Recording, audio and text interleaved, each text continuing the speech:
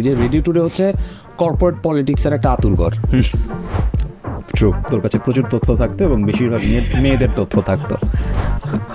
কাকে কি বলছে? হ্যাঁ, কারণ দিনের বেলা প্রচুর মেয়ে আর্জে ছিল এবং এবং না শুধুমাত্র মেয়ে আর্জে বলিস না, হ্যাঁ মানে ধর ইভেন লিসেনার্স ফেসবুকে নক দিয়ে, হ্যাঁ আমার সাথে অমুক আর্জে এটা করে এটা হয়েছে, ও আমার এখন ফোন ধরে না, আছে আমার কাছে, ঠিক আছে এগুলো ডিলিট করে দিস।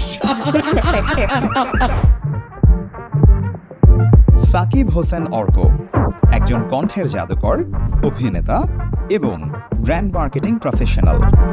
রেডিও জকির মাইক্রোফোনে গল্প বলার হাতে খড়ি, তারপর ছোট পর্দা আর বিজ্ঞাপন জগতে ছড়িয়ে পড়া, আর সবশেষে সৃষ্টিশীলতাকে পেশায় রূপ দিয়ে ব্র্যান্ড মার্কেটিংয়ের দুনিয়ায় নিজস্ব জায়গা করে নেওয়া।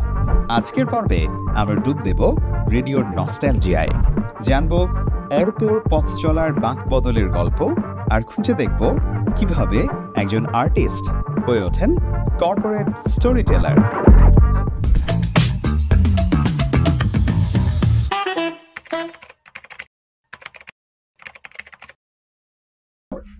আমি একটু ঝগড়াঝাটি নিয়ে আলাপ করতে চাই। হ্যাঁ, যে তোর ধর আমি তো একটা লম্বা সময় আসলে রাতেই শো করলাম, রাতেই কন্টিনিউ করলাম, তুই একটা লম্বা সময়ে আবার দিনের বেলা আসতি। সো মিডিয়া পলিটিক্স বা মিডিয়া পলিটিক্স বাদ দিই, ঘরের ভিতরে তো অনেক রকম পলিটিক্স থাকে, রাইট? অনেক রকম মানুষজন আমরা আসছি। এইটাকে একটু অ্যাড্রেস করবি যে কেমন লাগতো, কি হইতো, এটাও একটু বুঝতে চাই। ধর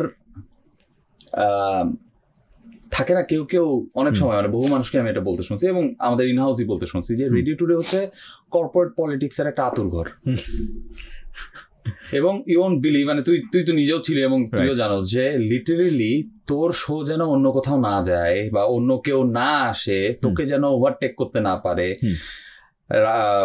যত যাই বল, প্রত্যেকটা রেডিও স্টেশনে রাতের আরজেরাই ফেমাস। ট্রু, ওটা peak hour, radio peak hour, best time. ওই শোটা যেন কোনোভাবে হাতছাড়া না হয়। এবং প্রত্যেকটা স্টেশনেই তো মানে আরো অনেকগুলো স্টেশন, প্রত্যেকটাতে আলাদা আলাদা শো হয়। সো রাতের আরজেরাও কিন্তু ওইভাবেই। অ্যাবসলিউটলি। ঢাকা, চিটাগাংয়ের সাথে পরবর্তীতে কক্সবাজারকে মার্চ করা হলো। তা না হলে 3 জন আলাদা আলাদা আরজে থাকতো, মানে আমরা 2 জন, তোরা 2 জন। আচ্ছা, এই কম্বিনেশন যেন আবার চেঞ্জ না হয়, কারণ আমরা তো জানি সরাই দাও যে কোনো টাইমে হইতে পারে। আচ্ছা, তো এই সব কিছুর মধ্যে পলিটিক্স চলতো। ও ম্যানেজমেন্ট তো ওদেরকে বেশি পছন্দ করে, চলতেছে। প্রডিউসার কিছু ব্যাপার স্যাপার আছে, পছন্দ হচ্ছে না, হেনতা না, এরকম অনেক অনেক কাহিনী আছে। তো ওই জায়গাগুলাতে হচ্ছে মনে কর কন্টিনিউয়াস দেখতাম যে আমরা তো ধর ফ্রন্টে বসি বা যেখানেই বসি, সামহাও আমরা রাতের আরজেরা সবাই মনে করতে চাই দূর রাতের আরজে কারে কি বলবে। হ্যাঁ, কিন্তু আমি ছিলাম হচ্ছে রেডিও ইন্ডাস্ট্রির ডাম্পিং জোন। ট্রু, তোর কাছে প্রচুর তথ্য থাকতো এবং বেশিরভাগ মেয়েদের তথ্য থাকতো। কে কাকে কি বলছে? হ্যাঁ, কারণ দিনের বেলা প্রচুর মেয়ে আর্জে ছিল এবং এবং না শুধুমাত্র মেয়ে আর্জে বলিস না, মানে ধর ইভেন লিসেনার্স ফেসবুকে নক দিয়ে, হ্যাঁ আমার সাথে অমুক আর্জে এটা করে এটা হয়েছে, ও আমার এখন ফোন ধরে না, আছে আমার কাছে, ঠিক আছে এগুলো ডিলিট করে দিস। তো ফাইলটা ঘেটে দেখতে হবে। এখনো মনে হয় রিসিভ কোনো চিপাই আছে। মানে আমি সবসময় চেষ্টা করতাম তোর সাথে ভালো সম্পর্ক রাখতে, কারণ আমি মনে হচ্ছে কেন এই লোকের সাথে, মানে আর যাই হোক এই মানুষের সাথে খারাপ সম্পর্ক করা যাবে না। আমার কথা হচ্ছে মানুষজন আর বাকি সবাইকে বাদ দিয়ে তোরে বিশ্বাস করবে কেন, এটা আমারও আইডিয়া নেই।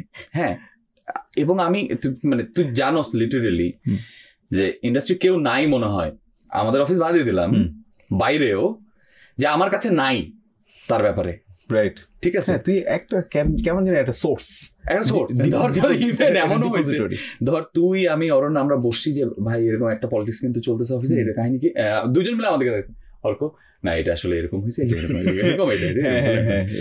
সামহাউ ইনফরমেশন গুলা সবাই আমার কাছে এসে শেয়ার করতে। এবং আমি একটা জিনিস, মানে এটা আরেকটা জিনিস যে ধর আমি ওই সিক্রেটটা রাখতে পারতাম, কমফোর্ট। সো সবাই ওই কমফোর্ট জোনটা ফিল করতো, সো এসে আমাকে বলতো, আমি ওটা আবার জমায় রাখতাম, বাবা হাতে থাক, বলা যায় না কোন সময় লাগে, ট্রাম্প, হ্যাঁ সো এই চলতো, তুই ফোল্ডার করে রাখতা। এবং তোর মনে আছে কিনা, ধর আমি সাব্বির কখনো কখনো না, তুই মনে হয় আগে আসতি অর সামথিং, আমি সাব্বির অরণ্য আমাদের গাড়ি একসাথে ছিল, আমার আলাদা ছিল, আমার রুটটা তোর রুটটা আলাদা ছিল। আমি সাব্বির অলমোস্ট একই জোন থেকে, সাব্বির ওই ধানমন্ডি ওখান থেকে, আমি ওই জায়গা থেকে। আচ্ছা, শালা প্যারা যে জায়গাটায় হইতো সেটা হইলো সাব্বির তো তখন চরম অ্যাগ্রেসিভ এবং ও লিসেনারদের সাথে কি বিহেভ করতো এটা যারা ফোনে কথা বলছে ওই লিসেনার গুলাও জানে। সাব্বির আমার পাশে বসে ওর সমানে গালি, নাম্বার কোথায় পাইছেন আপনি। এখন মনে কর তখন আমাদের কিন্তু যে আমরা পার্সোনাল নাম্বার আলাদা, রেডিওর জন্য নাম্বার আলাদা, রাইট, প্রত্যেকে দুটো করে নাম্বার ইউজ করি আমরা। পার্সোনালি সুপার পার্সোনাল, হ্যাঁ রেডিওতে দিয়ে রাখা লাগতো কারণ কোনো কারণে ওটাতে পাচ্ছি না, ইমার্জেন্সি ওখানে জানাতে হবে। নাম্বার যায় কার কাছ থেকে, এটা আমাদের একটা টেনশন ছিল, যেটা পরবর্তীতে আমরা বের করছি। যে আমি বলতেছি আজকে শোন। তো সালমান, সাব্বির, অরণ্য, অর্ক, এই 4টা মানুষের নাম্বারই ঘুরে ফিরে লিসেনারদের কাছে আছে। তো একদিন এরকম হয়েছে, আমি আর অরণ্য পাশাপাশি বসে শো করতাম, যেহেতু অরণ্যর ফোন ভাইব্রেট করতেছে, ওর ভাইব্রেশন করা শেষ ফোনের, আমারটা ভাইব্রেট করতেছে, আমি দুজন তাকাইলাম, তো হয়। আচ্ছা, তো হুট করে আমি অরণ্য ফোনের দিকে তাকাইছি, অরণ্য আমার ফোনের দিকে তাকাইছে। তো আমরা তো নাম দিয়ে সেভ করে রাখতাম যে একবার হলেও তো হ্যালো বলছি, জানি সেভ করে রাখতাম, বিকজ অফ তাহলে আমার ইজি হবে ওকে হচ্ছে মানে ব্ল্যাকলিস্ট করা, আননোন মনে হবে না, আননোন মনে হবে, আমি জানি ওটা দেখলে আর ধরবো না। অরণ্য দেখতেছে যেই নামে সেভ করা, আমারটা তো সেম নামে সেভ করা। তো আমরা বুঝতে পারলাম যে ওকে যে মেয়েটা ফোন দিয়ে বলতেছে আমি তোমাকে, তুমি আমার প্রিয়, আর যে তোমাকে ছাড়া আমার ভালোই লাগে না, আমাকেও সেম মানুষ একই কথাই বলতেছে। ঠিক আছে, এবার আমরা দুইজন মিলে হচ্ছে ডিসাইড করলাম যে না ঠিক আছে, এর সাথেই কথা বলতে হবে বের করার জন্য যে আসলে এটা কি হইতো। রাইট, ফ্রন্ট ডেস্কে তখন হচ্ছে আমাদের ইয়া ভাই, ভাইয়ের নামটা আমি কেন জানি ভুলে গেছি, আমি ভুলে গেলাম কেন, মানে চেহারাটা চোখে ভাসতেছে, মাচো গাল ভাঙা, গাল ভাঙা। আচ্ছা ওকে ফাইন। তো উনি যখন হচ্ছে রাত 12টার সময় গাড়ি যখন যেত, নিউজের টিম যেত, তখন ওর সাথে চলে যেত, তরিকুল বসতো, আমাদের ওয়ান অ্যান্ড অনলি তরিকুল। ঠিক আছে, ওকে, থুতু এই থুতুর কাহিনী তো বলবো না তোকে আমি একটু পরে। তো আমরা হচ্ছে ওর সাথে মানে ওই লিসেনারটার সাথে খুব ভালোভাবে কথা বলা শুরু করলাম। হ্যাঁ, খুব সুন্দর করে একটু ধর 5 মিনিট কথা বললেই হয়। 5 মিনিট কথা বলার পরে হচ্ছে খুব সুন্দর করে জিজ্ঞেস করলাম, আচ্ছা কাউকে কোনো কিছু না, কেউ জানবে না, আপনি একটু আমাকে বলেন, এই নাম্বারটা তো আপনার পাওয়ার কথা না, আপনি যেহেতু পাইছেন তার মানে আপনি অ্যাকচুয়ালি আমার বেস্ট ফ্যান, কিন্তু কোথায় পাইলেন? তখন গিয়ে হচ্ছে জানতে পারলাম যে 1000 টাকার বিনিময়ে সে আমাদের ফোন নাম্বারটা কিনছে। ওকে, পার পার্সন 1000 টাকা। ওকে, দ্যাট পিয়ন গাই, দ্যাট থুতু গাই তরিকুল, উনি হচ্ছে এই ইন্টারেস্টিং। এবং এটা জানার পরে আমরা লিটারালি, আমি, অরণ্য এবং সাব্বিরকেও ইনফর্ম করা হয়েছে, আমরা 3 জন মিলে গিয়ে ওকে ধরছি। তারপরে বিশ্বাস করো, ওই দিন তরিকুলের চেহারা দেখার মতো ছিল, মানে ও কাঁদবে না আসলে ওর অ্যারোগেন্স দেখাবে, মানে ও কি করবে বুঝতেছে না। কিছুক্ষণ আপনারা বসেন, আমি চা বানাচ্ছি, ওর হাতে চা খাওয়া যাবে না। আমার এখনো মনে আছে যে তরিকুলের বেস্ট কাজ ছিল হচ্ছে রাত 12টা হয়ে গেছে, সবাই বের হয়ে গেছে, আমরা শোতে আসি, মানে ও টিভিটা ছেড়ে মুভি দেখবে, হিন্দি মুভি। এবং আমরা তো হচ্ছে ধর যেহেতু লেট নাইট শো, খিদা লাগে রাতের বেলা, আসলে এমনি অনেক রাত জাগলেই খিদা লাগে, আমি অনেক চা খাইতাম। আমরা তো প্রচুর চা খাইতাম, চা নিয়ে কথা বলিস না, তোর সাথে খুবই আমরা চাতে আসবো। আচ্ছা ওকে, কেন আমার সাথে খারাপ এটা আমি জানতে চাই। তারপরে যেটা হইলো, ওকে আমরা ধরছি, ধরার পরে হচ্ছে ও স্বীকার করলো যে ওই কাজ করছে, এবং এরপরে ওর নামে আমরা একটা ছোট কমপ্লেন করছি যাতে ওর চাকরিটা না যায়। ঠিক আছে, এবং ছোট কমপ্লেন করার পরে যেটা হলো যে না, ও এরপর থেকে আর নাম্বার দেয় না, এবং আমরা আসলে ওখানে গিয়ে একটু স্বস্তি পাইলাম, কারণ হি ওয়াজ দ্য ওয়ান যে আসলে সবার নাম্বার সেল করে বেড়াচ্ছে। টিএনটিতে ফোন দিত, ওরে এই নাই বিনাই বলতো, ও আবার এই অফার দিত যে ঠিক আছে আপনি আমার এই টাকাটা দেয় না। ভালো কথা। চা বা থুতু তরিকুল কেন বলতেছি, কারণ হচ্ছে যে ওর এই যে টিভি দেখা, ধর চা খাবো, একটু পাউরুটি দিয়ে খাবো বা বিস্কিট দিয়ে খাবো, হোয়াটএভার ইট ইজ, ওকে হচ্ছে বলা যে একটু চা বানায় দাও। হ্যাঁ, ধর ও চা বানাচ্ছে, এই মাঝখানে টাইম তো হয়তো ধর একটু মোবাইল চালাইতেছি, একটু ফোনে কথা বলতেছি, হ্যান ত্যান, তো খুব বিরক্ত হইতো এবং অনেকবার বলা লাগতো। তো সামহাও ও একদিন গেছে হচ্ছে চা বানাতে, এবং আমি আমার খাবার দাবার আমরা তো সবাই কিচেনেই রাখতাম, আমিও অন্য ভাইকে বললাম যে ভাই তুমি একটু এই টাইমটুকু চালাও বা একটা লিঙ্ক একা দাও, আমি আসতেছি। কি আমি খাই আসতেছি, আচ্ছা ঠিক আছে, আমি খেতে বেরোইছি। ঢাকা স্টেশন একা রেখে যাওয়া যাবে না, সো হচ্ছে হয় আমি বেরোলে আমি ব্যাক করলে আবার অন্য যাবে। আমি জাস্ট কিচেনে ঢুকতেছি, তো সামহাও কেউ তরিকুলকে বলছিল চা দেওয়ার জন্য, তরিকুল চা বানানোর পরে ওটার মধ্যে এদিক ওদিক তাকে জাস্ট থুতুটা দিয়ে গুলতে যাবে, এমন টাইমে আমি ঢুকছি। এবং তরিকুল আমাকে দেখার পরে মনে আছে আমাদের স্টেশনে ভূত আছে, আত্মা আছে, এরকম বহুত কিছু, ওর চেহারাটা ওরকম ছিল, আসলে লিটারালি ভূত দেখছে। আমি ওকে বলছি তুই তরিকুল তুই কোনো কথা না বলে তুই তাকে ফেল, তুই আজ থেকে কখনো আমার চা বানাবি না, ঠিক আছে? এবং ও ফেলছে, আমি বললে আমার চা বানাবি না এরকম। হ্যাঁ মানে ধর আমি মরে যাইতেছি চা খাইতে না পারলে, লাস্ট এক ড্রপ চা যদি আমার মুখে পড়ে আমি বাইচে উঠবো, তো তুই চা বানাবি না। ওর মানে ওর উপরে এতটুকু মনে বলা আছে ওকে, ঠিক আছে? ও আপনি কারো কিছু করেন না না এরকম করুন না, হ্যান তেন।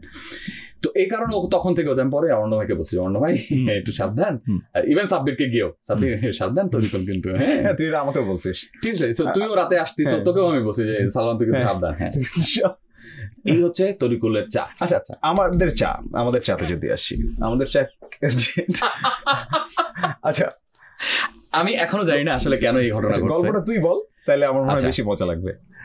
সামহাও ওই দিন সারাদিন আমার ভার্সিটি ছিল, আমার ল্যাপটপ ছিল, আমি প্রচন্ড পরিমাণে মাথা টাথা ধরছে, আমার এখনো মনে আছে গরমের দিন ছিল, সো মাথা ধরে গেছে সামহাও। তো মাথা ধরা অবস্থায় আসলে অনেক কথা বলতে ভালো লাগে না। অরণ্য আছে, আমি আছি, তুই আছিস, আমি শো করে আমরা বেরোবো, তো তরিকুলকে বলে রাখছি যে তরিকুল আমি ওই সময়টুকু ধর আমি যে অফিস থেকে বাসায় যাবো, আমার বাসা তখন খুব কাছে তেজগাঁ, তো ধর আমি যে যাব এই সময়টুকু আমার সহ্য হচ্ছে না, আমি তরিকুলকে বলছি তুমি একটা চা বানায় রাখ, আমি বের হয়ে চা খেয়ে কারণ এটা পেছনেও কারণ আছে, কারণ ইউ আর দ্য পারসন। আমি অরণ্য বের হয়ে সিঁড়িতে বসে গালগপ্প করি, তারপরে ধীরে সুস্থে আমাদের সালমান বের হয়ে আসতেছে, ঠিক আছে? ওর শেষই হয় না অন এয়ার থেকে বের হওয়া। হ্যাঁ মানে আমার মনে আছে ওই দিন মানে ইউজুয়ালি যেটা হইতো যে আমি একদম লাস্ট মিনিট পর্যন্ত কথাবার্তা বইলা তারপরে ক্লোজ করতাম। হ্যাঁ আমরা যেখানে হচ্ছে তোর মোটামুটি ভাবে 5 মিনিট বা 10 মিনিট আগে হচ্ছে শেষ করে দিয়ে আমরা হচ্ছে আমি হচ্ছে একদম 58 পর্যন্ত কথা বইলা 2 মিনিটের গান দিয়া তারপরে আরেকজনের ধরা দিতাম। হ্যাঁ মানে অদ্ভুত। আচ্ছা ঠিক আছে, তো তারপরে কি হলো, মানে আরেকজনের ধরো কি মানে অটো চালায় বেরিয়ে যেতাম আর কি। তো তুই বেরি হস না, তা আমি বসে বসে হচ্ছে চা খাচ্ছি, তুই বান্দা বেরোইলি আউট অফ নোয়ার, হাতে একটা পাউরুটি মানে বনরুটিটা। আমার কিন্তু রাত মানে বনরুটি খেতে খুব ভালো লাগতো, সেটা ঠিক আছে, এখনো লাগে আসলেই। আচ্ছা ওকে, দ্যাটস ফর রিয়েল, অন্য কোনো মিনিং এ না যাই। হ্যাঁ তুই বেরোলি, হ্যাঁ বনরুটি খাইতেছিস, কথা নাই বার্তা নাই, তুই এসে আমার চায়ে হচ্ছে বনরুটি ডুবাইলি, এতটুকু পর্যন্ত আই ওয়াজ ওকে। আচ্ছা আমি চা খাইতেছি, চা দিয়ে বনরুটি খাইতেই পারে একটা মানুষ, তুই একবার খাইলি, এটু পর্যন্ত ফাইন। সামহাও তোর কি মনে হয়েছে তুই জানিস, পুরো বনরুটিটা তুই হচ্ছে আমার চায়ের কাপের মধ্যে জাস্ট ছেড়ে দিলি এবং পুরোটা শুষে দিলি। মানে আমি না দেখলাম হচ্ছে যে আমার মগে আমি তখন মাত্র মনে 2 সিপ দিছি, মানে ভর্তি মগ চা, তুই যা সুন্দর মতো ছেড়ে দিলে এবং আমি দেখলাম যে পুরো বনরুটিটার মধ্যে চা চলে গেল, চা নাই। নট অনলি দ্যাট, ওটা তোর একবার কামড়ানো। আমি না মানে আমার মাথায় কাজ করছিল যে আমি কি বনরুটিটা তুলে খেয়ে ফেলবো, আমি কি রুটিটা ওকে তুলে দিব, আমি কি করবো আমি জানি না। আচ্ছা তো কি হয় যে ধর একটু তো চা থেকে যায়, এবং তুই এটা করে তুই আমার সরি মামা হেনদারও কিচ্ছু না বলে তুই না সিঁড়িতে নামা শুরু করছিস। আমার মানে আমি জাস্ট মানে আমি ফিল হলো যে আমার পায়ের রক্ত জাস্ট মাথায় উঠছে। এবং আমি আজকে মানে সবাই এটা কেউ জানে না, আমরা জানি, এবং আমি অরণ্য সাব্বিরা তুই আমরা চারজন শুধুমাত্র জানি। আমি জাস্ট পুরা মগটা তোর মাথায় উল্টাই দিছি, আমি ওপরের সিঁড়িতে বসা ওই রেলিং এর ফাঁকাটা দিয়ে আমি জাস্ট পুরো মগটা উল্টাই দিলাম, উল্টাই দেওয়ার পরে গিয়ে আমার মাথায় আসছে আমি এটা কেন করছি, মানে আমি জানি না আমি কেন করছি, আমি কেন করছি আমি জানি না। আমি ভিতরে চলে গেছি, অরণ্য জাস্ট কিছুক্ষণ আমার দিকে তাকায়, আমি যখন চলে গেলাম তারপর তোর দিকে তাকায় আছে, তুই ডিসাইড করতেছিস যে তুই কি আসলে নেমে যাবি বাসায় গিয়ে ফ্রেশ হবি নাকি তুই এখানে মুখ হাত ধুয়ে যাবি, এটা তুই ডিসাইড করতেছিস। তারপর তুই গিয়ে মুখ হাত ধুয়ে আসছিস, দেন আবার আমরা যে যার মতো গাড়ি নিয়ে চলে গেছি। এবং আমি বাসায় যাওয়ার পরেও চিন্তা করছি যে আমি আসলে এটা কেন করছি, মানে আমি জানি না, মানে হ্যাঁ এটা ট্রু যে মানে ব্যাক দেন মানে আমি প্রচন্ড অ্যারোগেন্ট ছিলাম, এবং আমি বয়স অনেক কম ছিল তাই না, তখন আমরা কি ইউনিভার্সিটিতে পড়তেছি তো আমরা সবাই, তখন তো আমি তখন হচ্ছে যে মানে আমি তখন অনেক অ্যারোগেন্ট ছিলাম এন্ড অল দ্যাট। কিন্তু হ্যাঁ এটা ট্রু যে হচ্ছে যে আমার এই সার্কেলের সাথে আমি কখনোই মানে অন্য কেউ এই জিনিস পায় নাই। ধর রেডিও ইন্ডাস্ট্রিতে কতদিন কাজ করলি, মানে কোন সময় পর্যন্ত, কারণ তুই রেডিও টুডেতে ছিলি, তারপরে তো অন্যান্য গুলোতেও গেলি, রাইট? কোথায় কোথায় কাজ করলি? আমি টুডে থেকে তো বেরোলাম হচ্ছে 14 এর এন্ডে, ঝগড়া করে। আচ্ছা যদিও মানে খুব আননেসেসারি একটা ঝগড়া, যে সময় আমি অর্ণ ভাই তখন সিঙ্গাপুর অফিস থেকে আমাদেরকে পাঠাইলো সিঙ্গাপুর স্টেশনটায় কাজ করার জন্য। হ্যাঁ সো হচ্ছে সিঙ্গাপুরে তোরা আমি অরণ্য তখনও হচ্ছে মানে অরণ্য জানতো না আমি যেদিন রিজাইন দেবো, ঠিক আছে। সো সামহাও তখনকার মানে অফিসে প্রেজেন্ট ম্যানেজমেন্টের সাথে একটা ফাইট হলো আর কি আমার। তো তারপরে হচ্ছে আমি এবং জাস্ট একদিনের নোটিসে আমি বের হয়ে গেলাম রেড টুডে থেকে। হ্যাঁ, যে আমি থাকবো না মানে আমি থাকবো না। আমাকে যদিও মানে বলতেছিল যে না এভাবে না, ডিসাইড করছি আমি থাকবো না মানে আমি থাকবো না। এবং মানে রক্ত গরম এবং তুই ওরকম সত্যি কথা বলি, এখন চিন্তা করি, এখন আসলে অনেক বছর হয়ে গেছে, আমাদেরও বয়স হয়েছে, আমরা ম্যাচিওর হয়েছি, এখন চিন্তা করি আমি একটা লম্বা সময় পর্যন্ত চাকরি সুইচ করার আগে কখনো চিন্তা করি নাই। দ্য মোমেন্ট আমার কাছে এটা ফিল হয় যে এই প্লেসটা এখন আর আমাকে ডিজার্ভ করে না, আমার যতটুকু দেওয়ার আমি তাদেরকে দিয়েছি বা দিচ্ছি কন্টিনিউয়াস, বাট ও আসলে এখন আর আমাকে ডিজার্ভ করতেছে না। সেটা যে কোনো অফিস এনভায়রনমেন্ট বল, অফিসে পলিটিক্স বল, ফ্যাসিলিটিস অ্যান্ড আদার্স বল, আমি কখনোই সেকেন্ড টাইম চিন্তা করি না। আমি ডিসাইড করছি আমি বেরোবো মানে আমি বেরো যাবো। এবং আমি মানে এটা আল্লাহ তাআলার একটা কুদরত আমি বিলিভ করি সবসময়, যে যতক্ষণ আসলে আমি সুস্থভাবে চিন্তা করতে পারছি ততক্ষণ পর্যন্ত আমি আটকাবো না। আলহামদুলিল্লাহ আমি এখনো চলছে, ঠিক আছে। তো যাই হোক, ওই চিন্তা থেকে আমি জাস্ট বের হয়ে গেলাম। আচ্ছা, বের হওয়ার পরে ধর ততদিনে কিন্তু মোটামুটি সিনিয়র আর যে রাইট, আমি দুঃখ করে একটা রেডিও স্টেশনে যে ঢুকবো ওটাও খুব একটা পসিবল না। যেই কাজটা করে সবচেয়ে বেশি কমফোর্টেবল, এবং আমরা ওই যে কথা বলি না যে আসলে মাইক্রোফোনের একটা নেশা আছে, এবং এই নেশাটা মানে অন্য কিছুতে কমফোর্টেবল ফিল করবি না। অ্যাবসলিউটলি, ঠিক আছে, অ্যাবসলিউটলি। সো তখনই হচ্ছে তোর মনে কর বেরোলাম, কিছু করতেছি না একটা টাইম পিরিয়ড, অন্য রেডিও স্টেশনে যে যাব, ওরাও আসলে এত টাকা দিয়ে একজনকে যে মানে পুষবে সেই জিনিসটা হচ্ছে তারা এখন চিন্তা করে না। কারণ তখন থেকে আসলে চিন্তা ভাবনাটা শুরু হলো যে আমি আসলে একটা সাপোজ কথা বলছি যে একটা আর্জেকে আমি 50,000 টাকা দিয়ে পালবো, কিন্তু ভাই ওর জায়গায় আমি 50,000 টাকা আমি 6টা আর্জে বসাতে পারবো, ঠিক আছে। 8,000 টাকা করে যদি চিন্তা করি, টুডে ওয়াজ দ্য ওয়ান যার salary range was good, standard. Today ফুর্তি এবিসিও, বাকিরা আই গেস ইনক্লুডিং রেডিও আমার অনেক পেছনের দিকে ছিল আসলে। হ্যাঁ, সো তোর হচ্ছে ধর 6 জনকে আমি হচ্ছে ওখানে হচ্ছে ই করতে পারবো, ঠিক আছে। তখন চিন্তা করতেছি আসলে কি করবো না করবো। আচ্ছা, ভালো কথা। তো আমি যেহেতু যেটা বলছিলাম যে কালচারাল ফ্যামিলি থেকে বড় হয়েছি, ক্রিয়েটিভ জিনিসটাই আমাকে টানে। আমি আমার লাইনে কখনো কোনো কিছু করা হয় নাই। একটা কোম্পানিতে আমি হচ্ছে মার্কেটিং এ জব শুরু করলাম। Marketing, I didn't say brand, marketing এ কাজ শুরু করলাম, সেলস প্রথম। ওকে। তো আমার আম্মা একদিন আমাকে ডেকে হচ্ছে বলল যে তুমি একটু দেখো কোনো রেডিওতে আবার শো করা যায় কিনা, কারণ ইউ লুক স্যাড। না, তোমারকে আমার রাতে শুনতে ভালো লাগে। আমার আম্মা ওয়াজ মাই বিগেস্ট লিসনার। ওকে। তো আমার মাথায় ওটা স্ট্রাইক করছে যে আমার আম্মা চাইছে। তো তখন সামহাও আমি নীরবদার সাথে কথাবার্তা, দাদাকে একদিন কথা নক করছি যে দাদা ব্যাক করতে চাই, কি করব? দাদা বলছে তুই কালকে একটু আয় তো। দাদা তখন CTFM এ। ওকে, আচ্ছা, ভালো কথা। তো CTFM এ, এবং ওখানে হচ্ছে দাদা আমাকে বললো যে তুই এটা কাজ কর, তাহলে তুই রাতের শো করা শুরু কর আমার এখানে। তো এবার বলি যে ধর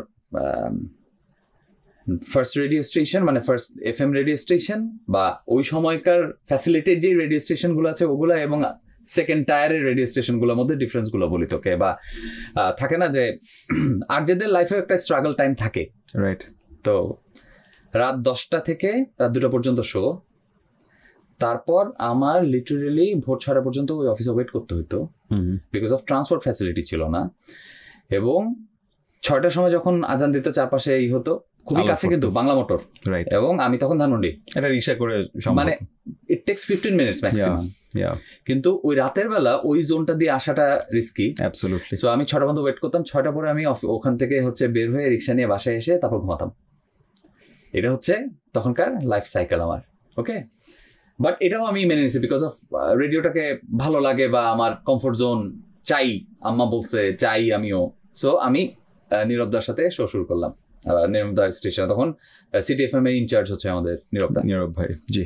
তো নীরবদার হচ্ছে বেস্ট পার্ট হচ্ছে কিছু বলে যে দাদা এটা তো আসলে এরকম, বাবু শোন এটা এরকম, হ্যাঁ তুই এটা এভাবে করে ফেল, শেষ। এক্স্যাক্টলি। না, অ্যামেজিং পিপল লিডার, ডেফিনেটলি। নীরব ভাই, ওনার অনেক সমালোচনা থাকতে পারে, বা আছে, কিন্তু পিপল লিডার হিসেবে অ্যামেজিং। আমরা যারা হেড অফ প্রোগ্রাম হিসেবে নীরব ভাইকে পাইছি, মানে আমাদের কাছে উনি আসলেই দাদা। এক্স্যাক্টলি। এবং ধর 15টা আমার হচ্ছে সিটিএফএম এ কাটলো, ততদিনে অরণ্য হচ্ছে ফাইনালি টুডে থেকে হচ্ছে রিজাইন করলো বা বের হলো, কারণ he got the offer to be the program head of People's radio. In fact Aranya ভাই কাছে ওই সময় স্ট্যান্ডিং অফার ছিল to be the head of program of radio today. হ্যাঁ, রিমলির সাথে একটা যেটা ঘটনা ঘটলো ওইটা উনি মেনে নিতে পারেন নাই, যে রিমলিকে সকালবেলা আপুকে বেতন বাড়িয়ে সন্ধ্যাবেলা ফায়ার করে দেওয়া হলো, এটা উনি আসলেই মেনে নিতে পারেন নাই। মানে অরণ্য ভাইয়ের মতো লোক রেডিও টুডে ছেড়ে দিবে, এটা আমরা কেউ চিন্তাও করতাম না। এবং হেড অফ প্রোগ্রাম, দেখ একটা জিনিস হচ্ছে যারা রেডিওতেই থাকতে চাইতো তাদের তো স্বপ্নের জায়গাটাই হচ্ছে I will be the head of program, right? So আমরা যারা অন্যান্য আরজে ছিলাম আমরা সবাই চিন্তা করতাম আচ্ছা রেডিও টুডেতে হয়তো সম্ভব না, কিন্তু আরেকটা রেডিও স্টেশনে সম্ভব, রাইট? কারণ রেডিও টুডের জার্নিটা অনেক লম্বা হবে। হেড অফ প্রোগ্রাম আমি আগে আরেকটা জিনিস যেটা সেটা হচ্ছে যে এত বেশি মানে আমরাও যাদেরকে আসলে শুনে রেডিওতে কাজ করা শুরু করেছি, সেই মানুষগুলো তখন এক্সিস্টিং পাইপলাইনে তারা আছে, পাইপলাইনে ডেফিনেটলি তারা, এবং তারা প্রায়োরিটি পাবে, খুব স্বাভাবিক। এক্স্যাক্টলি। সো অন্য কোনো রেডিও স্টেশনে হয়তো বা পসিবল হবে। আচ্ছা, সেইখানে অরণ্য ভাই অফার পাইলো যে সে টুডেতেই রেডিও মানে হেড অফ প্রোগ্রাম হবে এবং পিপলস রেডিও। রিমলির ইস্যুটার পরে হচ্ছে সাডেনলি ও ডিসাইডেড যে না, সো ও বের হয়ে গেল। আচ্ছা, সো এগেইন আমাদের রমিম ভাই এবং অরণ্য পিপলস রেডিওকে স্টেশন হেড আর হচ্ছে হেড অফ প্রোগ্রাম, রাইট? তো অরণ্য ভাইয়ের তার পরের টার্গেট ছিল হচ্ছে যে সাব্বিরকে নেওয়া হবে রাতের শো এর জন্য। সাব্বিরও তখন হচ্ছে রাতের শো করবো। দেন হচ্ছে তারপরেরটা আমি, তো ও অফিসে আসছে নীরবদার সাথে কথা বলার জন্য। তো নীরব ভাই বসা সামনে, ধর তুই যেখানে বসা ওখানে নীরব ভাই, অপোজিটের যেই চেয়ার দুটো, একটার মধ্যে একটা অরণ্য, একটাতে আমি। আমাকে নিয়ে বেটিং শুরু হলো, ঠিক আছে?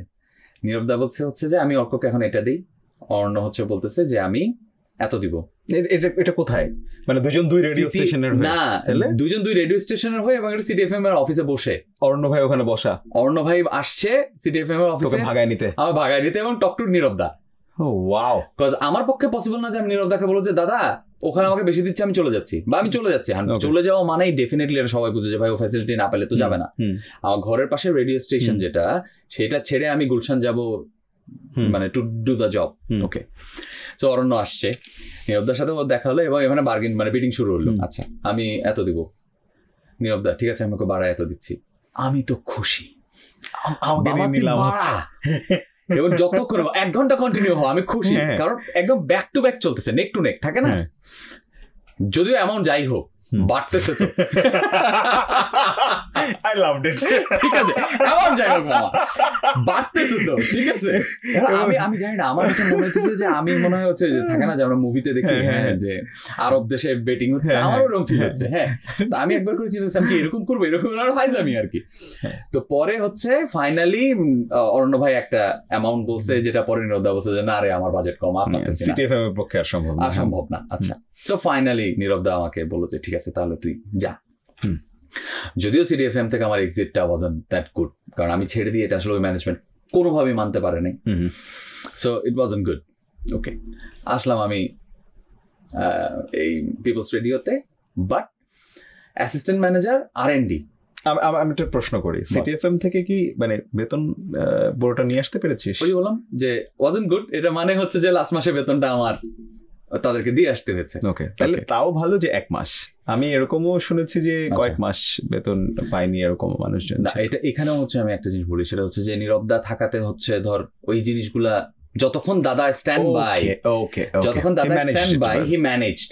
ওকে, তো পরে যেটা হলো যে ধর আমি আসলাম R&D, সো আমার মোস্টলি কাজ হচ্ছে যেটা, সেটা হচ্ছে পুরো প্রোগ্রামে বা পুরো সারা দিনে যেই শোগুলো হচ্ছে কোনটাতে কোন ইনফরমেশন যাবে, অফ এয়ার কন্টেন্ট কি হবে। সো আলটিমেটলি আমাদের রিচার্ড টুডেতে যেটা করতো, I started doing that over here. Okay, so আমি হচ্ছে ওই সব জিনিসগুলো হচ্ছে করতাম, এবং ধর আমার শো শুরু হতো, আমি মর্নিং শো করতাম, আমার শো শুরু হতো সকাল 7:30টায়, শেষ হতো হচ্ছে 12টায়, সরি 11টায় সামথিং।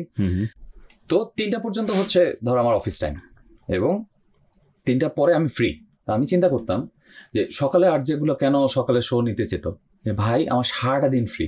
এবং আমরা যারা রাতের শো করতাম, আমাদের মানে পুরোপুরি ধর রাত 8টা থেকে পুরোটা রাত, মানে আমাদের কোনো সোশ্যাল লাইফ ছিল না। আমরা না কোনো দাওয়াত অ্যাটেন্ড করতে পারতাম, না কোনো পার্টি করতে পারতাম, মানে বার্থডে পার্টি আর ওদের কিছু অ্যাটেন্ড করতে পারতাম। প্রথম কথা হলো মানে রাতের শো করার সবচেয়ে বড় সমস্যা সেটা হচ্ছে যে মানে আমার যেটা হয়েছে, আমি তো পুরো সময়টাই মোস্টলি রাতেই করছি, 6 বছরের মোটামুটি 6 বছর। 3 মাস যখন আমাকে পানিশমেন্ট পোস্টিং দিছিল চিটাগং স্টেশনে সকালবেলা, তখন ওই 3 মাসে আমি আবার ইন্টার্নশিপও করে ফেলছিলাম। তো ওই সময় আমি বুঝছি যে না, আসলে দিনটা অনেক বড়। কারণ রাতে শো করে যেটা হইতো, তুই ধর সকাল 6টার সময় ঘুমাচ্ছিস, তুই ঘুম থেকে উঠতেছিস হচ্ছে 1টা-2টার দিকে, রাইট? এবং ওই সময় উঠে তোর কাছে মনে হচ্ছে তোর শরীরটা প্রচন্ড টায়ার্ড, এবং একটা টায়ার্ড সারাদিনই থাকতেছে। এক্স্যাক্টলি। খাওয়া দাওয়া করে তোর বিকেলবেলা আবার মনে হবে একটু শুয়ে থাকি, সন্ধ্যা হয়ে যাওয়া মানে হচ্ছে তুই আবার অফিসে আয়। এক্স্যাক্টলি। এবং মনে হতো যে নাই, টাইম নাই। এক্স্যাক্টলি, ঠিক আছে। তো পরে আমি কি করতাম, ধর 3টা পর্যন্ত আমার টাইম, বাট আমি দেখতাম হচ্ছে আরে তো অনেক টাইম, বাসায় কি করবো, মানে বাসায় ব্যাক করে গেলাম, আমি কি করবো? তো আমি বসে বসে হচ্ছে ধর এই রাত 8টা পর্যন্ত বিভিন্ন টপিক নিয়ে কন্টেন্ট বানাই যাচ্ছি। হ্যাঁ, তো ওখান থেকে হচ্ছে বিভিন্ন কন্টেন্ট বানানোর ওই জিনিসটা আমার মধ্যে কাজ করা শুরু করলো। এমন হয়েছে রমিম ভাই লিটারেলি রাতের ড্রপের টাইমে আমাকে গাড়ি থেকে নামাই দিছে, লিটারেলি। এবং তার বক্তব্য হচ্ছে ও দিনের আর যে ও 3টা পর্যন্ত অফিস করে বাসায় যাবে, ও রাতের ড্রপ কেন নিবে? তার বক্তব্য হলো যে থাকবি কেন, তোকে আমি ওই টাইমটুকু তোর রেস্টের জন্য দিচ্ছি, তুই রেস্ট নিচ্ছিস না কেন? মানে আমি এতটাই ওয়ার্কহলিক হয়ে মনে কর কাজ করছি, হেভি মেজাজ খারাপ, মনে করো রমিম ভাইকে যত লেভেলের গালি আছে সব মনে মনে দিয়ে বেড়ে গেলাম। ঠিক আছে। তো ধর এভাবে হচ্ছে চললো একটা সময়। পিপলস রেডিও শিফট হয়ে গেল মতিঝিল, রাইট? এবং মতিঝিল যাওয়ার পরে আমি দেখলাম যে না, আচ্ছা ঠিক আছে, পিপলস রেডিও যে রেডিওটা 14 নাম্বার পজিশনে ছিল, সে উঠতে উঠতে 8 পর্যন্ত উঠছে। ঠিক আছে। এবং যেইভাবে শো এর প্যাটার্ন গুলো হচ্ছে, প্রেজেন্টাররা প্রেজেন্ট করছে, কন্টেন্ট, গান সিলেকশন সবকিছু মিলায় ওরা একটা কোর টিম হয়ে আসছে, এবং এটা এখন ধীরে ধীরে উঠা শুরু করবে। যদি আমি 2016-র কথা বলি, তখন 14-র পর থেকে কিন্তু রেডিও ইন্ডাস্ট্রির ধসটা নামা শুরু হলো। রাইট। 16-তে তখন ওই 14 নাম্বার থেকে 8-এ উঠায় নিয়ে আসা একটা স্টেশন দিয়ে, ইট ওয়াজ আ টাফ জব। অ্যাবসলিউটলি। এবং ইটস প্রোগ্রেসিং। তখন শুরু হলো এবার হচ্ছে পিপলস পলিটিক্স।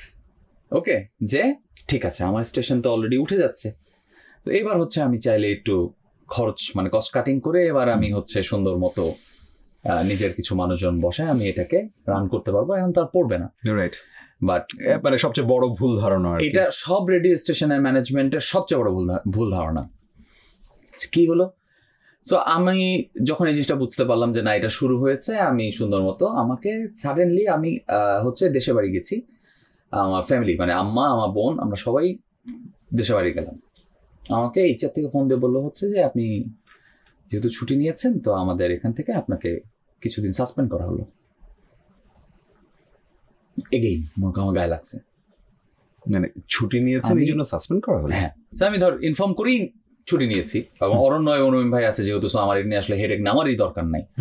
বাট যেহেতু মানে পুরো রেডিও স্টেশনটাকে এখন গ্রুপের আন্ডারে নেওয়া হচ্ছে, সো গ্রুপ এইচআর থেকে আমাকে ইনফর্ম করছে যে আপনাকে সাসপেন্ড করা হলো। ওকে, ঠিক আছে, ওকে। সো এটা আমার গায়ে লাগছে, আমি সুন্দর মতো ছুটিটা কাটায় এসে এগেইন গেছি, রমিম ভাইয়ের কাছে কাগজ জমা দিছি, এবং বেরোয় আসি। এবং বেরোয় আসার সময় আমি রমিম ভাই এবং অরণ্যকে একটা কথাই বলছিলাম যে ভাই ম্যাক্সিমাম 1 মাস, সো তোমরা এই 1 মাসের মধ্যে অন্য কিছু খুঁজে নাও, আদারওয়াইজ তোমাদের জন্য এটা বাজেভাবে ব্যাকফায়ার করবে। And believe me, it happened somehow. এই জিনিসগুলো আমি বুঝতে পারি।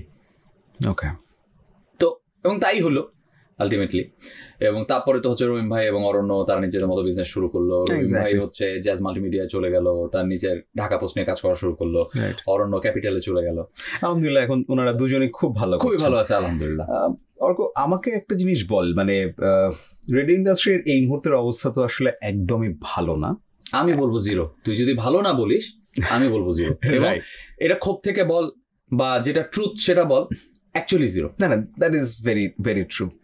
আমি একদম শেষ প্রশ্নটা করি। হ্যাঁ, do you still miss those days? মানে আমার কাছে আমার মনে হয় আমার জীবনের গোল্ডেন ডেজ আসলে। আমি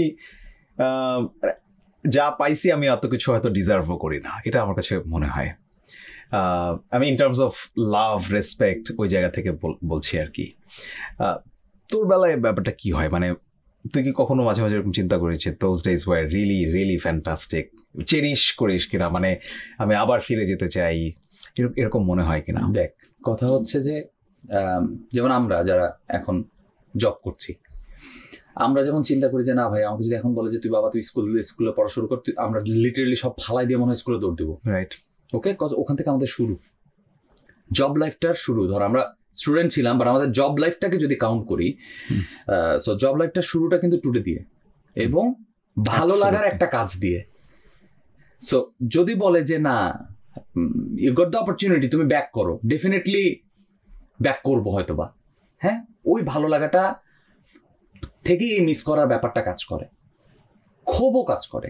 মানে আমি আমারটা যদি বলি, ক্ষোভ কাজ করে কোন জায়গাটা থেকে, ধর আমি বলবো 2014 থেকে হচ্ছে সবার কাছে, বা 13-14 এই সময়টার মধ্যেই কিন্তু আসলে ইন্টারনেটটা মানুষের কাছে খুব সহজলভ্য হওয়া শুরু হলো। একটা টাইমে, হ্যাঁ, মানে ধর 2G থেকে শুরু, 3G আসলো, রাইট, দেন 4G আসছে, বা স্টেপ বাই স্টেপ আসছে। তখন আসলে ধর মানুষজন রেডিও কেন শুনতো? এক, আমি শুধু গান শুনছি না, হ্যাঁ আমি অ্যাডভার্টাইজমেন্টও শুনছি, কিন্তু সেই সাথে একটা মানুষ আমাকে নিয়ে বলছে, এক্স্যাক্টলি আমার কথাগুলো বলছে, আমাকে বলছে, আমাকে অ্যাড্রেস করে বলছে, that's the main thing. So ওই মানুষটার কথা শুনতে আমার ভালো লাগছে। Bro, it's not all about the voice. True, it's not all about the voice. Very true. Ultimately তুই আজকে RJ Salman popular because of তুই মানুষের কাছে ওই জায়গাটা করতে পারছিস, যেই জায়গাটায় মানুষ চাইছে যে এখানে কেউ একজন থাকুক আমার হয়ে। রাইট। আমি অর্ক আজকে ধর ফুললি কর্পোরেট, তুইও এখন ফুললি কর্পোরেট, ওকে, দুজনই অফিস থেকে আসছি, আমাদের দেখলে বোঝা যায় যে আমরা অ্যাকচুয়ালি অফিস থেকে আসছি, ওকে, রাইট। সো ধর এই লাইফটাও তো আমরা এখন লিড করতেছি, কিন্তু আজকে ওই মানুষগুলোকে মানুষজন ধর, বা আমাদের ওই সময়টায় মানুষজন আমাদেরকে ওই জায়গাটা দিয়েছেই বিকজ অফ আমরা মানুষকে ওই জায়গায় কানেক্ট করতে পারছি, ওকে। যেমন আমি সবসময় বলতাম যে যারাই হচ্ছে ফোন দিয়ে বলতো যে ভাই আমি আপনাকে অনেক ভালোবাসি, তো আমি সবাইকে মনে হয় একটা অ্যান্সার দিতাম যে আপনি আসলে আরজে অর্ককে ভালোবাসেন, ব্যক্তি অর্ককে না। ওর ভালো লাগাটা সৃষ্টি কিন্তু আরজে অর্কর প্রতি, আরজে সালমানের প্রতি, আরজে অরণ্যর প্রতি। ব্যক্তি অর্ক, ব্যক্তি সালমান, ব্যক্তি অরণ্য কিন্তু এই আরজের এই টাইটেলটা ছাড়া কিন্তু অনেকখানি ডিফারেন্ট। ট্রু। হ্যাঁ, ধর আমাদের এই চারজনের বন্ডিংটাও কিন্তু এই কারণে, ওকে। তো ধর 14তে আমি যখন রেডিও থেকে বের হয়ে আসি, সেই সময়টায় আই টক টু ম্যানেজমেন্ট এবং তাদেরকে আমি ডিরেক্টলি বলছিলাম যে কন্টেন্ট মার্কেটিং শুরু হচ্ছে, আপনার শোয়ের কন্টেন্ট যদি ভালো হয়, এবং ইউ রিমেম্বার সেই সময়টাই কিন্তু যে শো সফল হয়েছিল, তখন হচ্ছে OMG অ্যান্ড আদার্স কিছু জিনিস আসলো, প্রথম প্যাঁচা বন্ধ হয়ে গেল, লাস্টলি তুই আমি বুমবক্স করতাম, রাইট, ওকে। তো কন্টেন্টের সময় আসতেছে, যদি কন্টেন্ট শুরু করতে পারেন তাহলে আপনি কন্টেন্ট মার্কেটিং করতে পারবেন, হুইচ উইল ক্রিয়েট সেলস। আপনি বেঁচে আছেন সেলসে। আচ্ছা, এটা হয়তো বা বোঝে নাই, বা আমি ব্যর্থ, আমি বোঝাতে পারি নাই ওই সময়টায়। সো রেডিও ইন্ডাস্ট্রির ধস 14 থেকে শুরু, ড্রাস্টিক্যালি কিছু রেডিও স্টেশন পড়ে গেল, যাদের পুরো বাংলাদেশে কাভারেজ ছিল তারা টিকে থাকলো বিকজ অফ সেখানে এখনো যদি 50,000 পকেটস ছিল, না ধর 50,000 টাকাও যদি আমি ইনভেস্ট করি, পুরো বাংলাদেশকে আমি শোনাতে পারতেছি মাত্র 50,000 টাকায়। অন দ্য আদার হ্যান্ড ডিজিটালে এই সেম 50,000 টাকা খরচ করে আমি হিউজ পরিমাণ রিচ অ্যান্ড এঙ্গেজমেন্ট পাচ্ছি। True, okay. সো 16তে আই গট দ্যাট অপরচুনিটি যে আমাকে টুডে থেকে আবার কল করা হলো। ততদিনে আমি আমার রেডিও ক্যারিয়ার শেষ, পিপলস থেকেই এন্ড করলাম আমি ফাইনালি, এবং আমি অ্যাডভার্টাইজিং এজেন্সির কাজ শুরু করছি।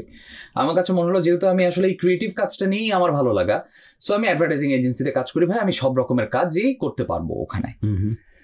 সো টুডে থেকে আমাকে আবার ডাকলো যে যেহেতু তুমি রেডিওতে শো করছো, তুমি আমাদের আরজে ছিলা, সেলস ডিপার্টমেন্টের সাথে তোমার খুব ভালো সম্পর্ক, তুমি এখন অ্যাডভার্টাইজিং এ কাজ করা শুরু করছো, সো তুমি আমার ব্র্যান্ড বা মার্কেটিং হিসেবে বসো। ওখানে তো ব্র্যান্ড না, মার্কেটিং হিসেবে বসো।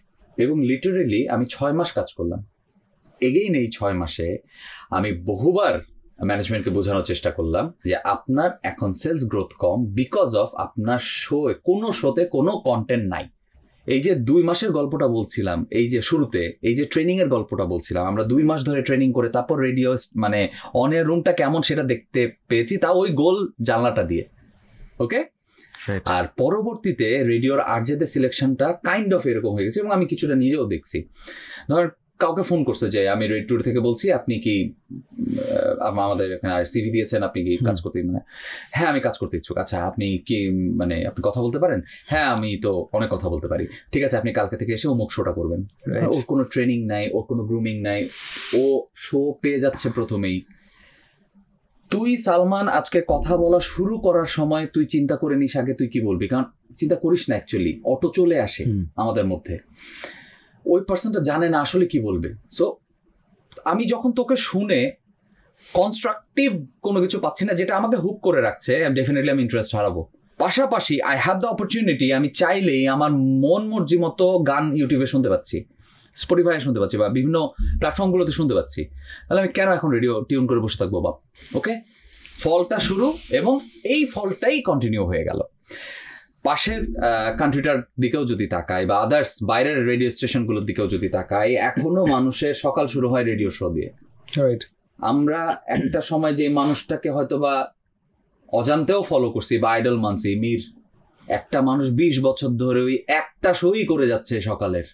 ওকে, তো এই জিনিসটা কেন হয়েছে? কারণ ওই ডিমান্ডটা আছে দেখেই, নট বিকজ অফ আমার ভাই 150 কোটি মানুষ, দ্যাটস ওয়াই না, ওই কন্টেন্টটা তারা পাচ্ছে।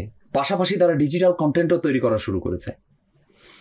ওকে, যেহেতু মনে কর অ্যাডভার্টাইজিং এজেন্সিতে কাজ করেছি একটা টাইমে কি আমি 2023 পর্যন্ত অ্যাডভার্টাইজিং এজেন্সিতেই ছিলাম, রাইট?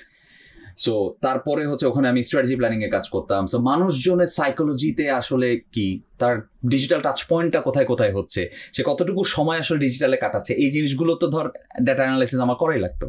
তো ওইখানেও আমি I got the same thing, যে আলটিমেটলি একটা মানুষ ইউটিউবে কতক্ষণ কাটাচ্ছে, ফেসবুকে কতক্ষণ সে ভিডিও দেখে কাটাচ্ছে, তাকে কোথায় কোথায় রিচ করা যাবে, ওই জায়গায় যদি কন্টেন্ট প্লেসমেন্ট করা যেত হয়তো বা রেডিও ইন্ডাস্ট্রি বেঁচে থাকতো না। এক্স্যাক্টলি, রেডিও ইন্ডাস্ট্রির ট্রেন্ডটা মিস করেছে। এবং আমার বেসিক যে প্রশ্নটা তোর কাছে ছিল, যদি কতটুকু মিস করিস, আমার মনে হয় তুই এতগুলো কথা আসলে এই জন্যই বললি যে তুই আসলেই মিস করিস, এবং তুই আসলেই চাস যে রেডিও ইন্ডাস্ট্রি যদি মরে না গিয়ে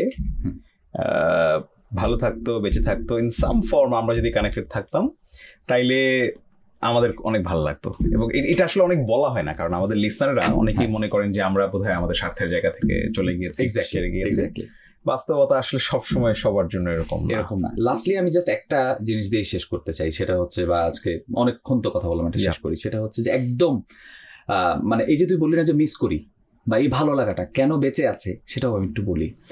একদম রিসেন্ট এই পয়লা বৈশাখে চৈত্র সংক্রান্তির একটা শো আমি হোস্ট করলাম।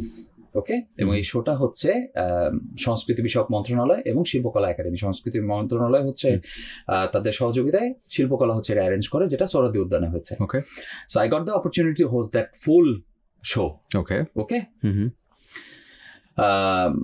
আমি বাপ্পাদা হচ্ছে পারফর্ম করবে, দলছুট পারফর্ম করবে। সো তাদের কথা অ্যানাউন্স করে আমি জাস্ট স্টেজ থেকে নেমেছি, and you know the security and other stuffs now, right? প্রচুর profile check and all that, সবকিছু হচ্ছে কন্টিনিউয়াসলি, এবং সিকিউরিটি দিতে হচ্ছে আমাদের সবার স্বার্থে, আমাদের নিরাপত্তার জন্য। আমি জাস্ট দাদার কথা অ্যানাউন্স করে নিচে নামলাম। নিচে নেমে আমি ধর স্টেজ থেকে একটুখানি দূরে আসছি, এসে জাস্ট দাঁড়াইছি। সাডেনলি একজন আমার কাছে আসছে, সিভিল ড্রেস মানে নর্মাল গেট আপে সে আসছে, এসে হচ্ছে বলতেছে যে ভাইয়া আপনার নাম অর্ক? আমি বললাম জি। তো বললো যে আমি ডিবিতে আছি। তো প্রথম কোন জিনিসটা স্ট্রাইক করে যে ভাই I didn't do anything. কি দরকার ভাই, কেন মানুষ ভাই কি করলাম? তো আমি ডিবিতে আছি, আমার নাম অমুক, তো অনেক বছর হয়ে গেছে, আপনিও চেঞ্জ হয়ে গেছেন, কিন্তু আপনার ভয়েসটা শুনে আমার কাছে মনে হচ্ছে আপনিই সেই অর্ক ভাইয়া এবং আপনি সেই আরজে অর্ক ভাইয়া। আমি না জাস্ট মানে আমার কাছে মনে হয়েছে যে মানে আমি কি এক্সপ্রেস করব, থাকে না নাম হয়ে যায় ফিলিংস গুলো, আমি লিটারালি নাম ফিল করেছি ওই টাইমটায়। এবং বলছে হচ্ছে যে আমাকে যে আপনি সালমান ভাইয়া মেনশন অ্যাবাউট ইউ, রাতে যে কটা পার্সন আমরা কাজ করতাম, যে আপনারা গান গাইতেন অন এয়ারে, সালমান ভাই গান গাইতো, আপনি হয়তো বা হচ্ছে বিট বক্সিং করতেছেন, রাইট? স্বপ্ন তোমার আরজে হবার, you made that book popular. মোরগ উন্মোচন।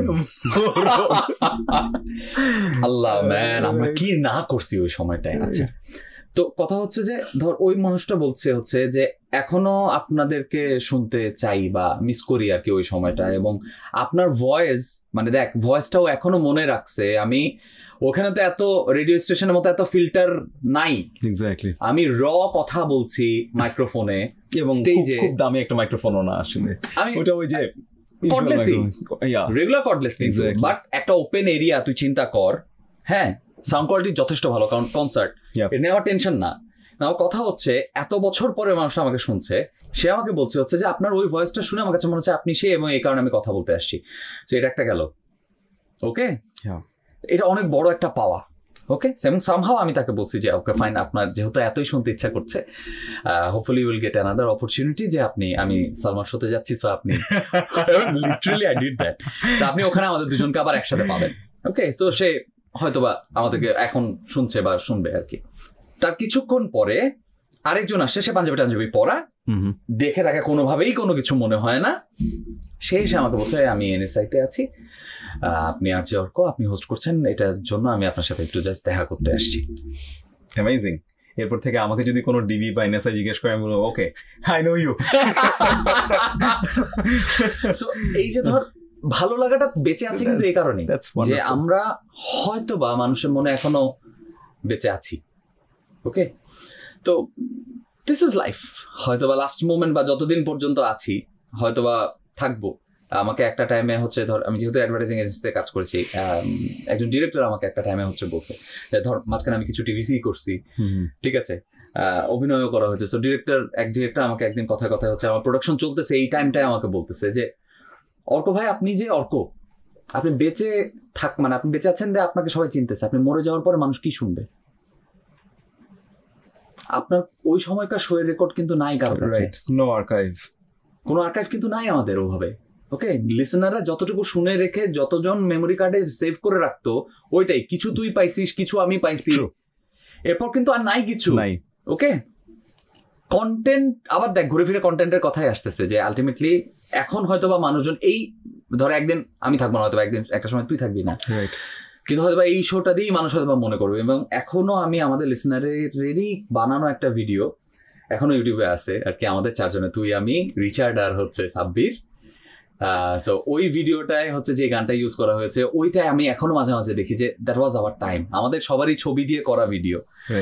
সো এটা একটা টাইম ছিল। সো হ্যাঁ, এটাই হচ্ছে আমাদের ইন্ডাস্ট্রির গল্প।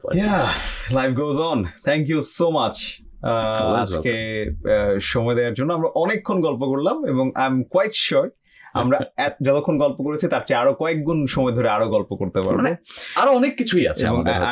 আমার একটা প্ল্যান হচ্ছে এরকম যে কোনো একটা সময়ে আমরা কয়েকজন, এই 3-4 জন 5 জন একসাথে হয়ে দেন একজন আরেকজনকে নিয়ে খারাপ কথা বলবো। তাহলে যদি এটা তো প্ল্যান হয়ে থাকে তাহলে আমি বলবো তুই, সাব্বির, অরণ্য, আমি। কুল, এটা একদিন হওয়া উচিত। তাহলে অরণ্য ভাই মডারেটর, কিছু করার নাই তো, আমাদের কি করবে, আমাদেরকেই খারাপ কথা বলতে হবে এবং উনি শুনে বলবে এরকম করিস না। আচ্ছা শোন, তুই চাইলে এটা বলতে পারিস না।